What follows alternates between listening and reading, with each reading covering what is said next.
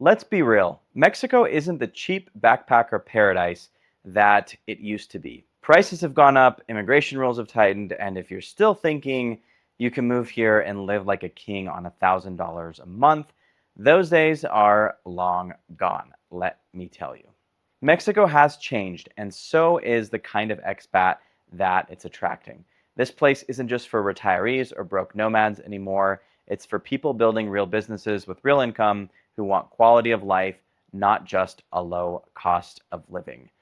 In this video, we're going to talk about what that all means, how Mexico has been evolving over the years, and what that means for you as an expat, especially if you're looking for a place to be able to actually build businesses, to build connections, to grow, invest, and have a higher quality of life.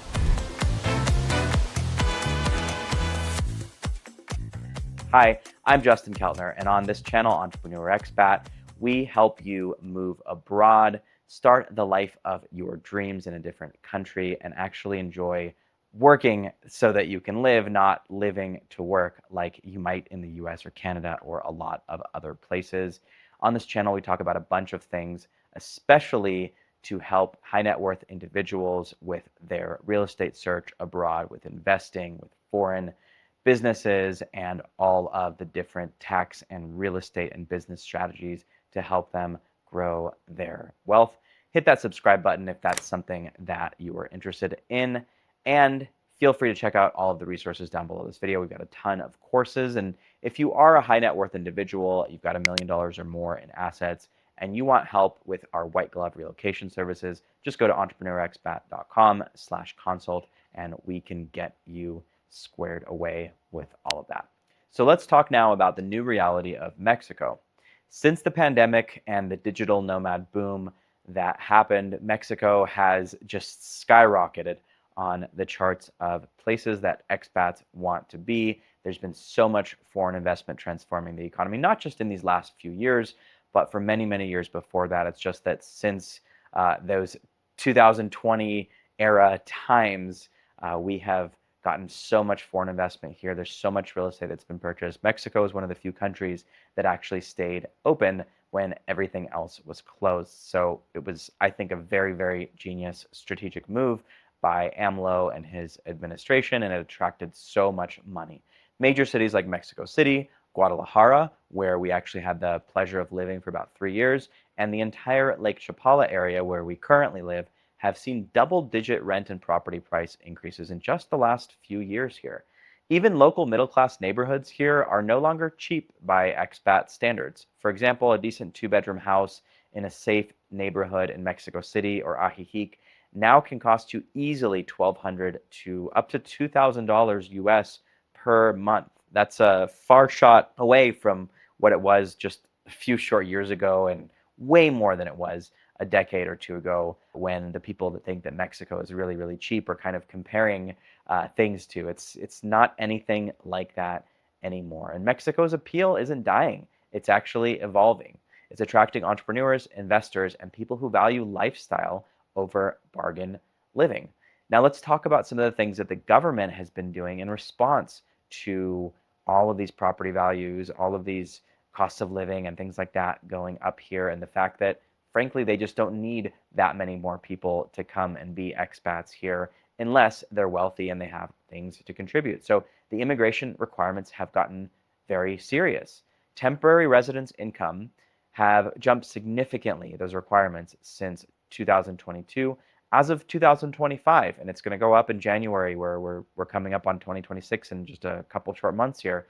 As of this year, though, you typically need around 4,200 USD in verifiable income. Not just any income, it has to be remote. So if, let's say, you've got a job or something, you have to have a letter from your boss saying, hey, this person is actually allowed to work remotely. You can't just come to Mexico, show up, and then sort of do your remote in the US job under the table. You have to get a letter from your boss saying that you can work from Mexico without any issues. And if you want to qualify based on savings, you need close to 70,000 USD in the bank just for temporary residence. Now, for most of the clients we work with on those white glove relocation services, that's not an issue. And in fact, that's why We only work with people on those particular things when they have $1 million or more, because if their requirements change even significantly, for permanent residency, for example, you've got to have $300,000 in the bank. So let's say they change that and it goes up to 4, it goes up to 5, or they require now some sort of investment because they've changed the rules. Well, high net worth individuals don't have too much of a problem being able to meet those changing requirements. And we want to get and keep our 100% approval rating. So we like to work with people that not only value their time more than money, but that also are in a position where if things do get a little bit more difficult, like they have been in prior years, they can still qualify for the countries that they're interested in moving to.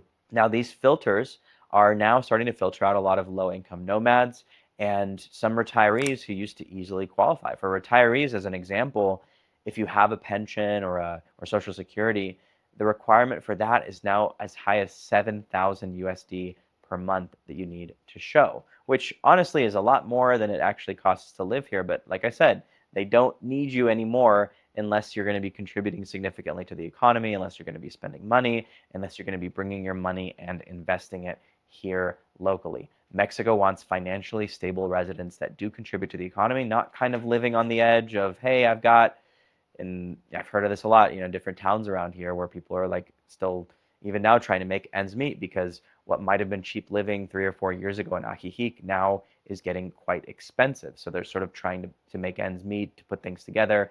Mexico isn't really looking for those people anymore. And this shift benefits Mexico's economy because it helps maintain the quality and stability of communities here and ensures that people that are coming into the country have the means not only to support themselves, but also potentially create jobs and spend more money and all of that. So it's great news for Mexico. Maybe not the best news if you're not able to qualify anymore, but that's just kind of what happens.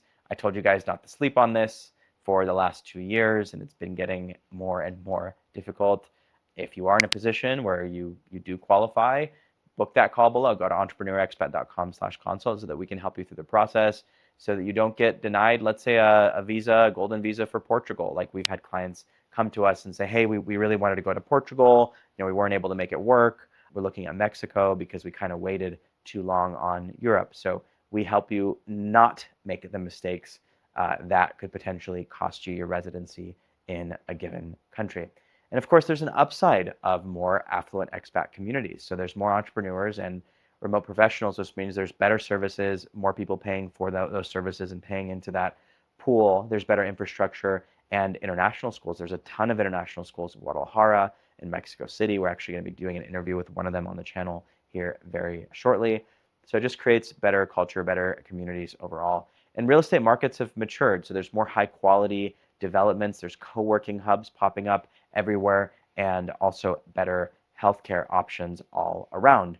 And of course, this rising cost means that there's also rising opportunity for those that know how to build businesses around the new expat wave, whether that's restaurants, that's rental services, just like we're doing here, and things of that nature. And higher income expats also tend to integrate more sustainably. So they're buying property, they're potentially paying taxes, although in Mexico, nobody really pays taxes. It's a little weird in that sense, but also hiring people locally. So we've got staff that we work with.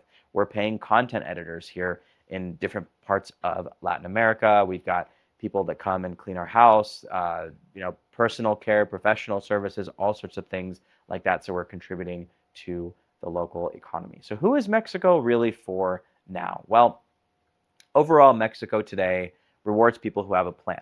That's entrepreneurs, maybe some remote workers that still can qualify, investors, and families that are looking for freedom, safety, and a better quality of life. If you're just coming here to escape or get by cheap, then it's probably not for you anymore. But if you're serious about building something, earning in dollars, or maybe even earning a little bit from the expats or from the other people that are here and building businesses locally, and you also want a country that gives you more for your money compared to somewhere like the US or Canada or Western Europe, perhaps, especially the UK, well, then Mexico still is an incredible opportunity. Now, there's some trade-offs. You've got bureaucracy here that you don't have at the same level in some cases in the US. Ironically, it takes longer to open a bank account here in Mexico in some cases than to open a business might.